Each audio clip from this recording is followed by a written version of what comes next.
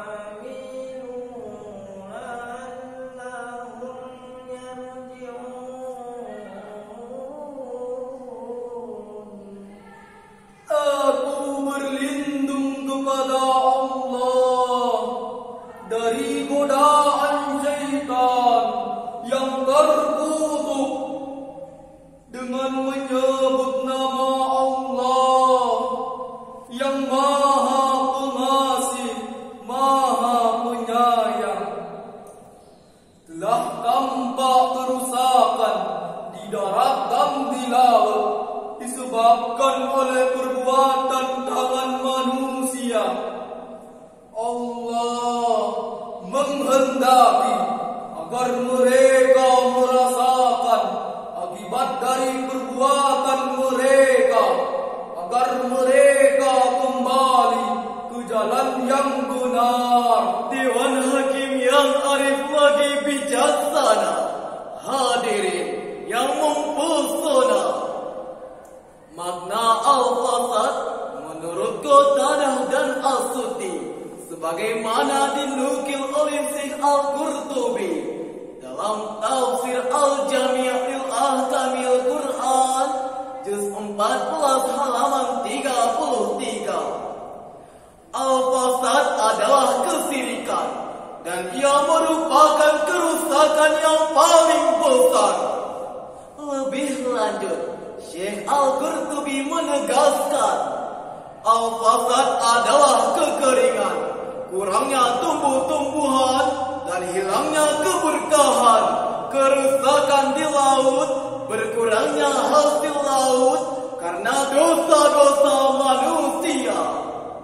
Profesor Dr. Muhammad Quraisy Shihab dalam tafsir Al-Misbah volume 10 halaman 78 memaknai al-fasad dengan kerusakan alam yang menimbulkan penderitaan bagi manusia. Dengan demikian hadirin, pembangunan yang dilakukan oleh manusia di desa dan di kota, di darat dan di laut, seringkali merusak alam yang akhirnya menghancurkan kehidupan. Inilah yang ditegaskan oleh Buya Hamka dalam tafsir Al-Azhar juz 21 halaman 94.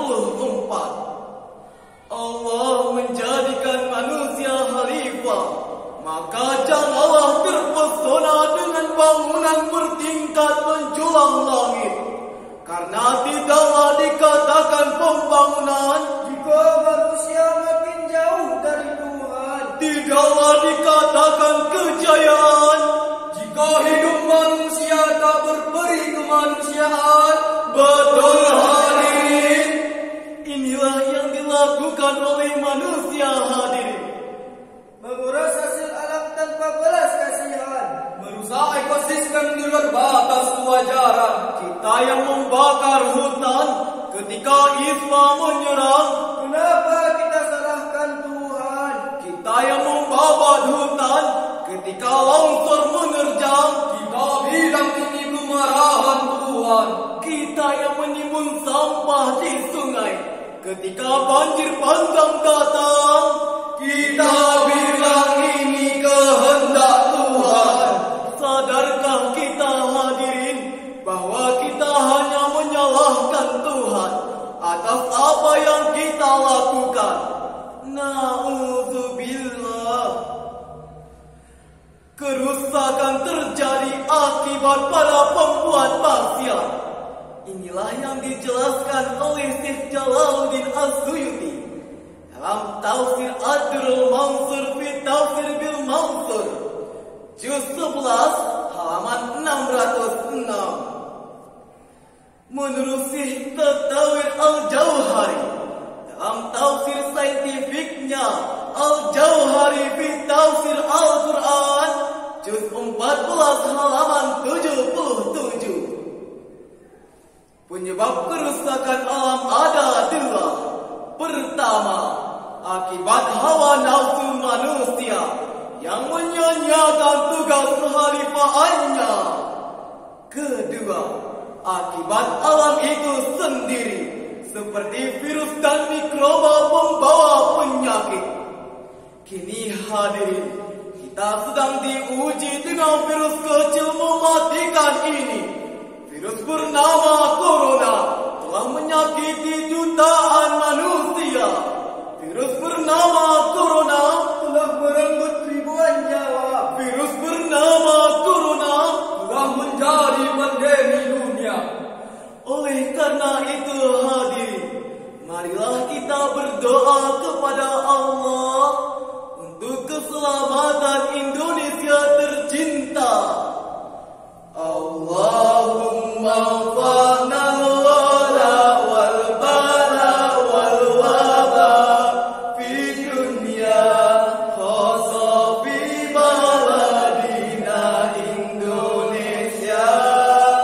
Allahumma anfa'na al-wala wal bala wal waba fi dunya khassa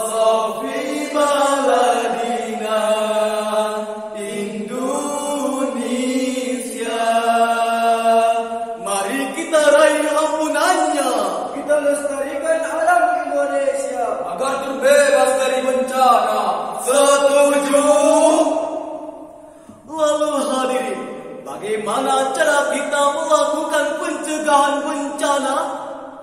Sebagai jawabannya, Al-Quran Surah Al-A'raf ayat 56.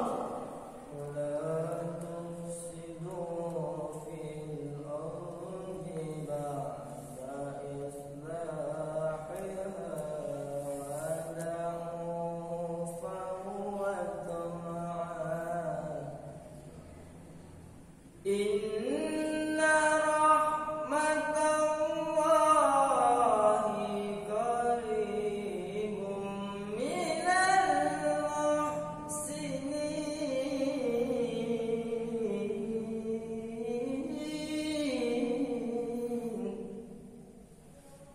Inna rahmatallahi qaribun minal